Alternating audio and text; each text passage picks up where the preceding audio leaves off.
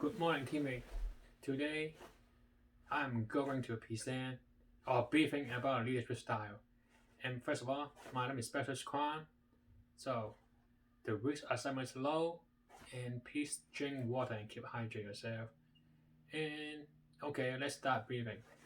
So, can anyone tell me what is leadership style? What is leadership? So, this is my definition, right? Leadership is a person who lead a organization or a unit to one direction, good way or bad way, right? So also leadership, how do you inspire people, let your individual grow, maybe getting them better and better or getting worse and worse, etc. Etc. Okay, and then there's 10 common leadership style, but today I only focus on 5. First of all, I'm talking about coaching leadership style. So, can anyone tell me what is a coaching leadership style? Okay, coaching leadership style. Coaching leadership style is like basic. It's a individual member discover a member strength and weakness and how to I make them improve better and better. Okay, this is my quick definition for coaching leadership style. Okay, so there's some like benefit to for coaching style. Sometimes it can like have people much more quick thinking for the and then how do you improve and then they can fast seek what that organization lead for the future. And also there's some like not so good thing about coaching leadership style because sometimes it's so focused on one person. Sometimes it may let the organization go a little bit slower to improve.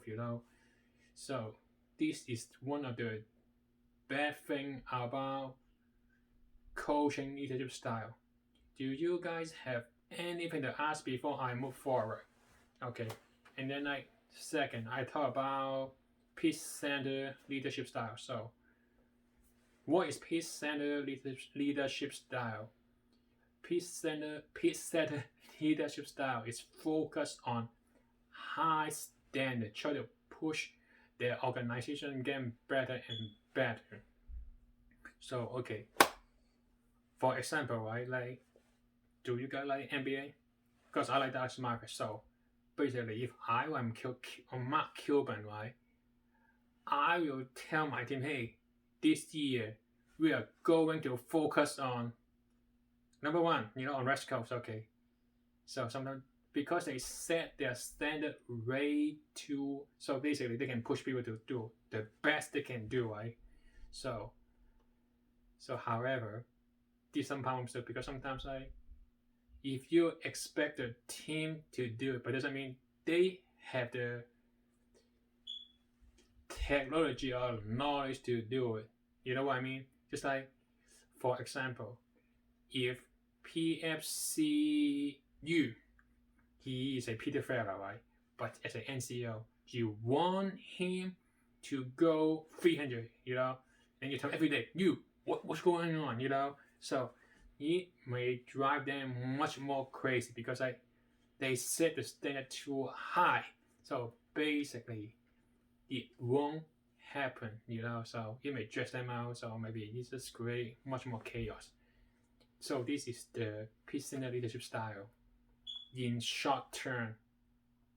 And then I'm going to talk about what's the next issue? I'm talking about reasonable leadership style, right? So this leadership style, mostly they focus on a big idea, So like they foresee everything way ahead us.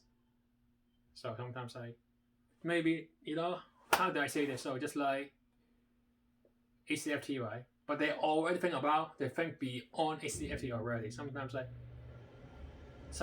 it feel like because they think too ahead, not other people can catch up.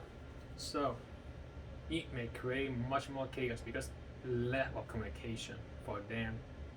Also, not other people at the same pace as them. So it may this is the problem about reasonable coach style.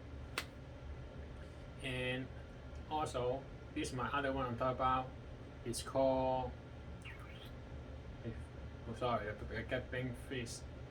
And then I'm going to talk about hands-free leadership style. I mean, hands-off leadership style. So okay, do you have any NCO always tries to get a hand-off leadership style, also known as laissez faire style. So basically, those kind of NCO is believe, hey, you can do it also. They are not micromanagement. They will give much more freedom to their soldiers to do stuff.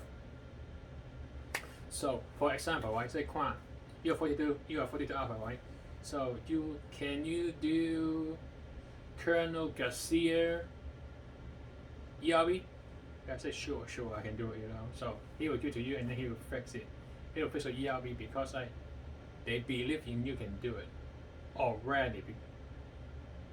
So in that environment, soldiers have much more freedom, because they're not micromanagement anymore. So they have much more hand-on experience. I mean, so how do I say this? So they have much more freedoms, no more micromanagement. Here is the thing I try to say. If the soldiers, sorry, my bad. So my question is, yes, because much more hand on. But sometimes, if the soldier can handle, it's fine. I'm much more hand on, so much more hand off guy. So if I trust, I can do it. But sometimes, when you have a little soldiers, right? When you respect him to know, but sometimes, if he or she doesn't know, it may create much more problems for the organization or unit.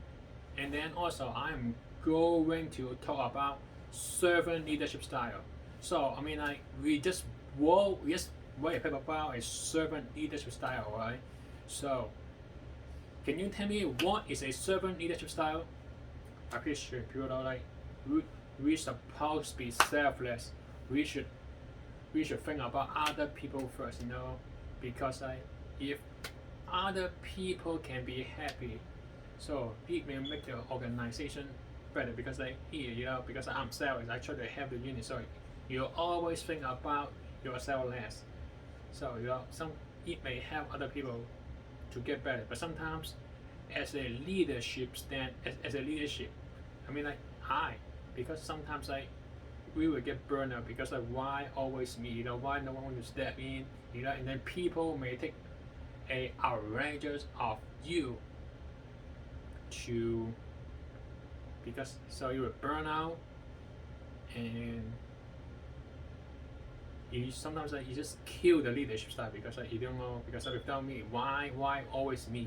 Why always me to do it? This is the servant. Sometimes it's the disadvantage for servant leadership style. Okay, so this conclude my briefing today, because if you get much more question, I can send you the PowerPoint slide. And do you guys have any question today? Just let me know. I will try to do the best that I can do to help to answer your more question. Okay. Also, I'm Ambassador Kwan, and this is my briefing. If you have any more questions, let me know. I will try the best to answer the question. If not, I will find a way to answer it for you. And can anyone give me a quick AR? Okay. Thank you. And I will end my briefing today. Thank you.